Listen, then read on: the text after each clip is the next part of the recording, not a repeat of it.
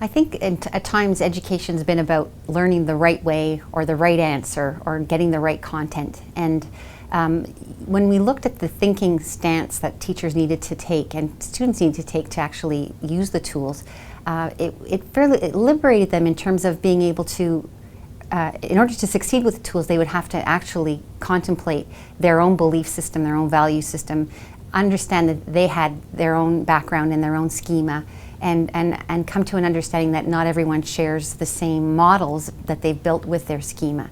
Once you really understand that your model is only fixed on what it is you've experienced and how you've developed beliefs around that, you can't help but be open to understanding that everyone's schema may be different, everyone's model is different. And speaking with anyone will give you an opportunity to learn something about them, about an idea, or about yourself. So it in effect opens you up in terms of how you view the world and how you view interactions and relationships and ideas. Students who are involved in any kind of inquiry-based learning, what it does, it opens to them the possibility of learning about unlimited ideas around a certain topic or content area, rather than being structured just to fit into a little box about, this is the content I need for grade 6, what have you.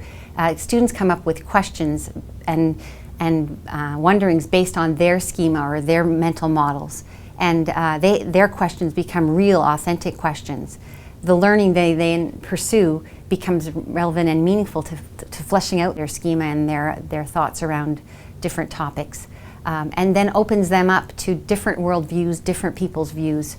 It opens the gate to finding experts, finding people outside the school system, really engaging with the school community to come to a better understanding of what these ideas truly mean and what they mean to people in their relationships to the world and to each other. So the curriculum really becomes something a teacher can leverage to get kids to think.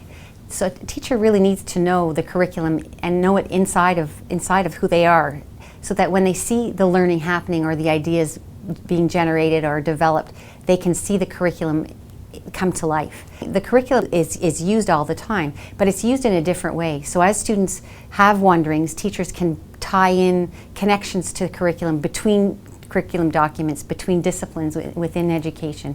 And knowing that curriculum, then they can assess students individually as they grow in their understanding of certain topics or certain ideas. So the I Think tools that we used at Hamilton Wentworth District School Board came from the Rotman School of Business.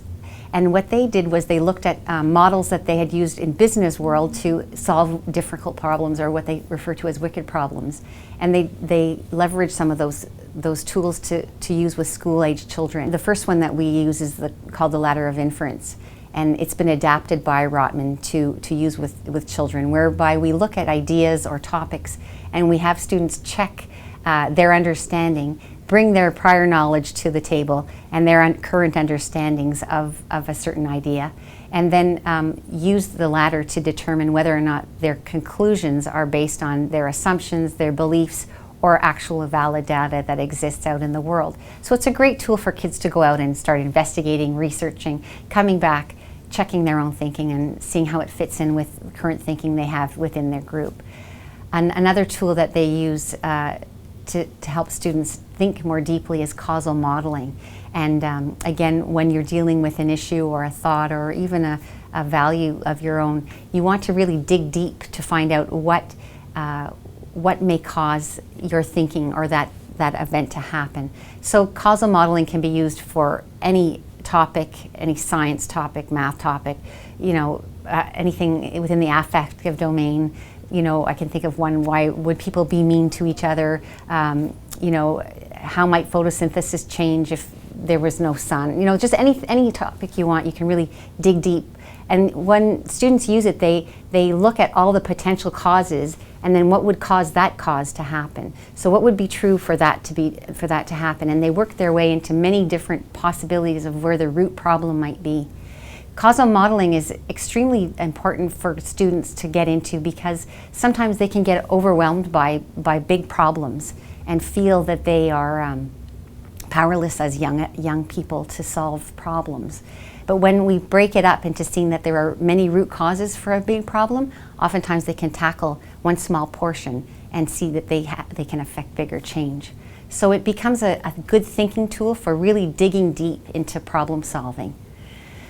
So a third tool that Rotman has provided our teachers with is something that they've taken from their opposable model practice in business, and they call it a pro-pro chart.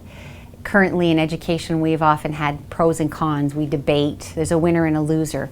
But by taking models, they take a big problem and create two models of how a model would look to solve a problem. But they look at the models with a lot of opposition, and neither of the models could possibly be true. So, for example, in one of the schools I worked, we were a dual track school, French immersion and English track, and many of our parents were unhappy with how their students were being delivered the science or math curriculum, and had worries that their students wouldn't be able to survive high school science or math, given that their understanding in French might not have been quite as cohesive as it would be in English.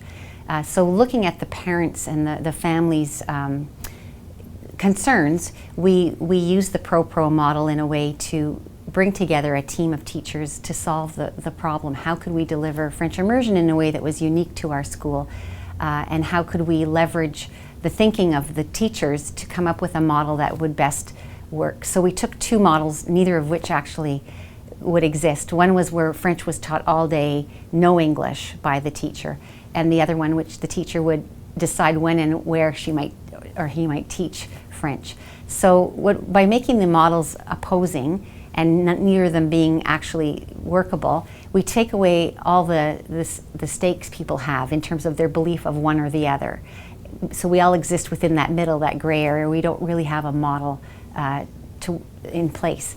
So then we look at the stakeholders of each of the two models. So for example, if it was French all day, what would be benefit to the students? What would that be of benefit to the community? We include families. What would that be of benefit to teachers? And we only look at the positives. And the positive on one end might be a negative in the other. So if teachers came up with a negative solution, we just flip it over and say, well, how could that be positive to the other model?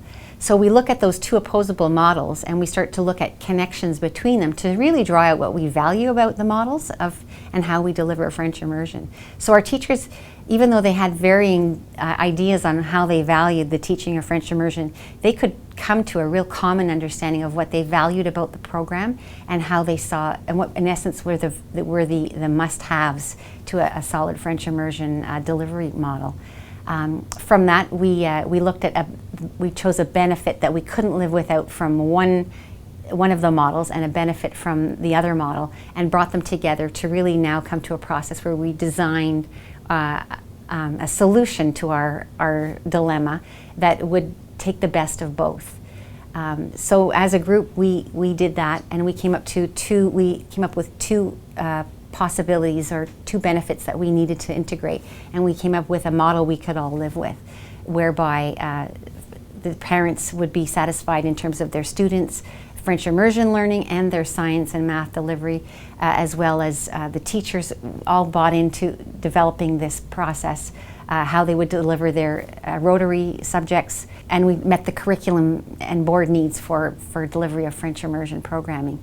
I think what was most important with that was that all stakeholders were involved, and we did share that information with parents and walk them through the process, so we saw how we came up with the design.